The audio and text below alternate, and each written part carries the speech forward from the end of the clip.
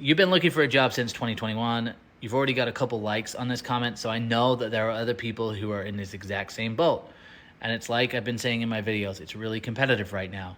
One of the things that I recommend doing is looking at your overall process and just seeing where are things falling short or where are things kind of breaking down. So if we break up the interview process into 4 sections, this is how we're going to break it down. You've got the pre-screening process, you got the screening process, you got the interview process, and then you have the offer or like finalization process. For the pre-screening, this is where you look at your resume and how many places you're applying to. So if you're applying to a lot of places and no one is calling you back, and let's say you applied to 200 places and no one's called you back, you probably have an issue with your resume, maybe your resume or your LinkedIn, or maybe a combination of two. It could also be that you're just applying for jobs that you're not actually qualified for. So take a look and see if there's tweaks that you can do in your resume. Maybe hire a resume writer, look at some tools that are out there. There's a lot of AI tools that can do this for you. I even have a $20 resume guide that you can pick up that will walk you through how to write the resume.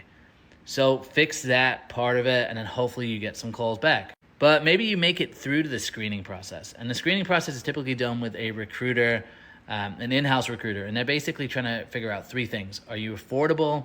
Are you qualified? And are you interested? So yes, they're going to ask you what salary you're targeting. They're going to make sure the company can afford you.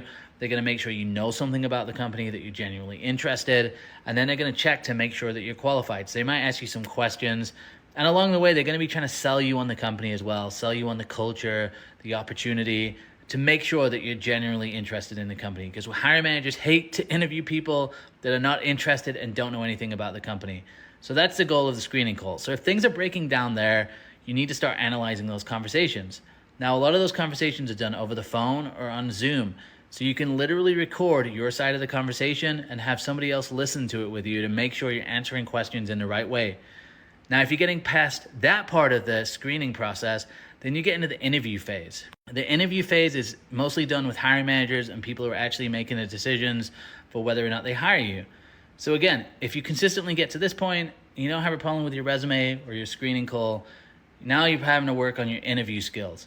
So again, if these are done remotely and they're on Zoom or they're on a phone, most likely now they're going to be in person because a lot of companies are forcing people to return to the office. Either way, you really need to start analyzing how you're answering questions. Could you answer questions better? Are you talking too much?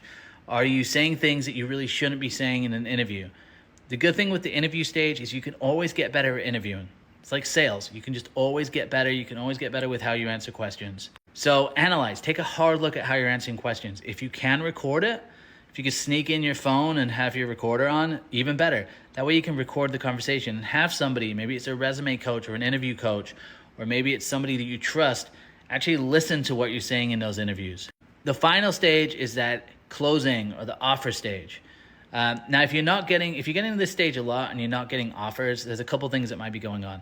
You could simply be asking for more money than other people who have similar qualifications or less qualifications are asking for.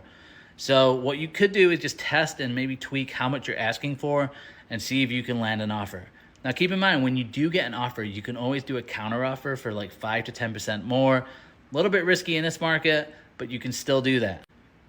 Then you need to realize too that you could do everything right. So you could literally have a greatest resume. You could do great in the screening call. You could do great in the interview. You could be asking for the right amount of money, and you might just be missing out because it's that competitive. So you need to keep that in mind. But maybe you look at how much you're earning. Maybe you compare that to what those other salaries are. You can use those tools like Glassdoor or Salary.com. There's a million of these salary tools out there. But just test it out and adjust it. But guys, you need to figure out where things are breaking down, if things are breaking down, and make any tweaks that you can see. A lot of people get hung up even on this first stage where they're applying to thousands of jobs and they're not getting any calls back. That's where you've got a resume issue, so you've got to go back to that beginning. But look at where things are breaking down, what phase of it, and remember to save this video for later and share with someone else that might be having a struggle on a job search.